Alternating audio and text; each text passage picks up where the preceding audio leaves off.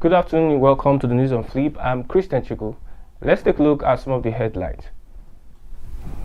Prof. Uju Anya, who attacked the Queen Elizabeth, found to be a lesbian.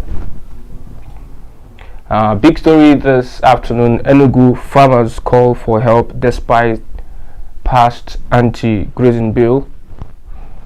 And there's crisis in the PDP as Governor Seyi Makinde rejects party offer. Ipob warns Southeasteners of Buhari's scheduled visit to Imo. Let's take a look at the news in details. A professor of Carnogie Mellon University, Uju Anya, has sparked a global outrage after she took to her verified Twitter page to mock the late Queen Elizabeth II, her health condition hours before her death. In a series of now deleted controversial tweets, the professor fired several damning shots at the British Empire and the influential role played by the late Queen of Elizabeth II, hoping that her death will be painfully excruciating. The Nigerian professor, who had legally separated from her husband in 2017, announced on Twitter that she had just finalized her divorce with her husband, thus openly revealing that she is a lesbian. In a statement released on Twitter, the professor wrote that her ex-husband knew of her sexuality before they got married, but she only thought at the time she was bisexual. She wrote, "Being legally separated since 2017, but the final decree has just been filed. I'm now officially free to marry anybody again. I told a dear friend I wish I could throw a huge divorce party, but we are in a plague. The absolute darling sent me flowers." Over to the PDP. Oyo State Governor, Engineer Seyi Makinde, has said that he would not accept the chairmanships of the PDP Governors Forum because he is fighting for issues that are fundamental to the peace and unity of Nigeria. Makinde, who stated this in Aba, Abia State, while commissioning the Nwaboshi Ring and the Osa Ekia Umatakawum roads, explained that the PDP can't restructure Nigeria if it's not ready to restructure itself. Recall that Makinde emerged as the new chairman of the party a few minutes after the former chairman, Governor Aminu Tambuwal of Sokoto State, resigned from the position on Thursday. Tambuwal was thereafter appointed as the campaign DG of Atiku's presidential bid. Our big story today: Enugu farmers. In September 2nd, 2021, the Enugu state government passed into law anti-opening grazing bill. The bill, which is for a law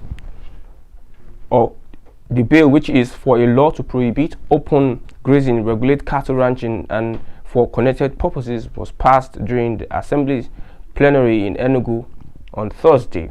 The leader of the Assembly, Ikechukwu Ezeugwu, said the passage followed the consideration of the report of the public hearing presented by the chairman of its joint committee, Amaka Ugweze. The joint committee was on agriculture and natural resources, judiciary, public petitions, ethics and privileges, youth, sports and security matters. Mr. Ezeugwu said the bill would be cited as Enugu State prohibition of open grazing, regulate cattle ranching and other connected purposes. The lawmaker explained that the bill would ensure security and peace in the state. The joint committee had on Tuesday held a public hearing on the bill before its passage into law. However, 1 year after the passage of this all-important bill, farmers in the state are still not seeing the impact of the bill. This is in spite of the excitement that greeted the passage of the bill. Chairman of the Enugu State chapter of All Farmers Association of Nigeria, Mr. Romanus Eze, on Friday decried the continued destruction of crops in the state by herders. Eze told reporters that farmers were yet to feel the impact of the anti-open grazing law signed by Governor Ifeanyi Ugwuanyi in 2021. Recall that Governor Ugwuanyi signed the prohibition of open grazing and cattle ranching law in Enugu State following the decision by governors of the 17 states in the south of Nigeria in May 2021 to ban open grazing in their state. It is noted that farmers in the state did not know if the law was being enforced, as the destruction of farm crops by cattle was still a serious challenge. Herders are destroying most of the farms in Enugu State, especially those in large clusters inside the bush. this is a serious challenge. Farmers are even afraid to go to their farms because they may be attacked, kidnapped, or even raped by these Fulani herdsmen. These are the issues we have. For example, in Anuka community in Nsukka local government area, most of our farms there have been vandalized with impunity by herders. They even uproot the stems and give them to their cows, he said. The AFON chairman noted that several written complaints to forest guards, the Department of State Services, and the Enugu State Commissioner of Police yielded no result. He urged the state government to provide adequate security for farmers and for large cluster farms so that commercial agriculture could thrive. The indigenous people of Biafra has described as effrontery to people of Southeast President Muhammad Buhari's visit to Imo State, same day its leader Mazen Nnamdi Kanu will be appearing in court. The group, which declared Tuesday, September 13th, as a sit-at-home in the region in solidarity with its leader, said Buhari could not afford to visit Imo State while he continued to keep Kanu in detention. In a statement by its media and publicity secretary, Imam Powerful, IPB warned traditional and religious leaders, women, and other groups contemplating honoring the event to have a rethink or have themselves to blame. The statement read in part, "We wish to announce to the general public, especially Biafrans, that Tuesday 13th of September has been declared a day of civil action in the form of sit-at-home in Biafra land." The Tuesday 13th September 2022 civil action is very important for two reasons. First, our leaders' appeal court hearing that was supposed to be on October 11th has been brought forward to 13th September 2022. As usual, we call on Biafrans and lovers of freedom to demonstrate our solidarity with our leader, who is bearing our yoke in detention for over a year now.